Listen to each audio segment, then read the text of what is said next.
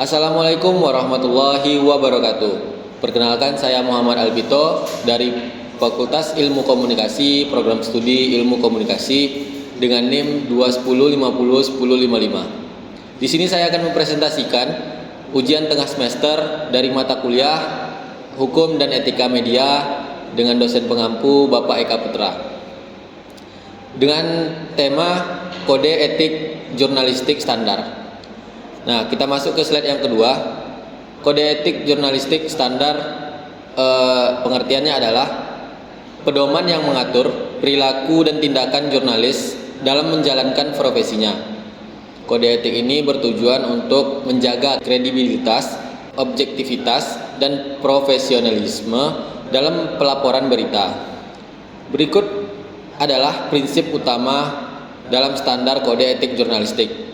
Nah, selanjutnya kita masuk ke 11 pasal kode etik jurnalistik. Nah, kita masuk ke pasal yang pertama.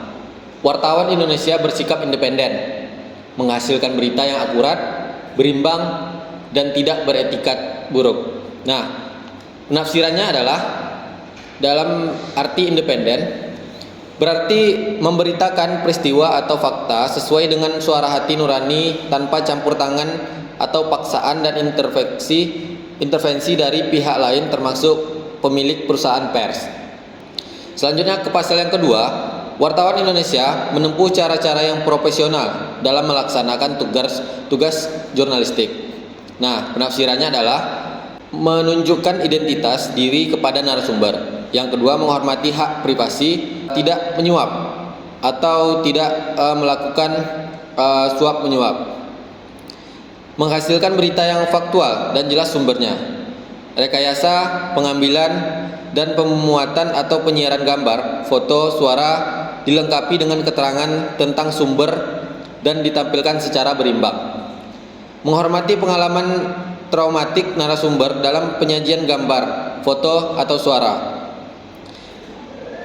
Tidak melakukan plagiat, termasuk menyatakan hasil liputan wartawan lain sebagai karya sendiri.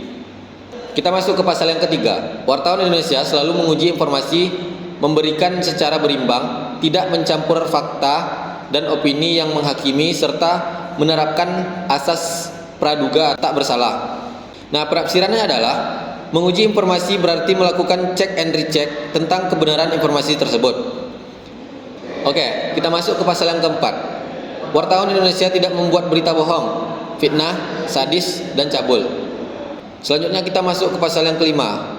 Pasal yang kelima, wartawan Indonesia tidak menyebutkan dan menyiarkan identitas korban kejahatan asusila dan tidak menyebutkan identitas anak yang menjadi perilaku kejahatan. Penafsirannya adalah identitas adalah semua data dan informasi yang menyangkut diri seseorang yang memudahkan orang lain untuk melacak.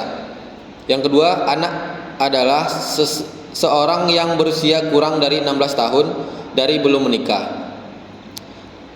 Masuk ke pasal yang keenam, wartawan Indonesia tidak menyalahgunakan profesi dan tidak menerima suap. Pasal yang ketujuh, wartawan Indonesia memiliki hak tolak untuk melindungi narasumber yang tidak bersedia diketahui identitasnya.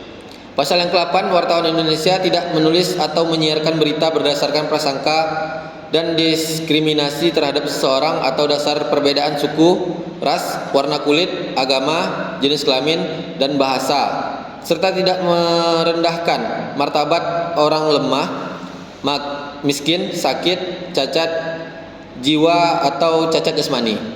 Pasal 9, wartawan Indonesia menghormati hak narasumber tentang kehidupan pribadinya kecuali kepentingan publik. Pasal yang ke-10, wartawan Indonesia segera mencabut, meralat, dan memperbaiki berita yang keliru dan tidak akurat serta dengan permintaan maaf kepada pembaca, pendengar, atau pemirsa.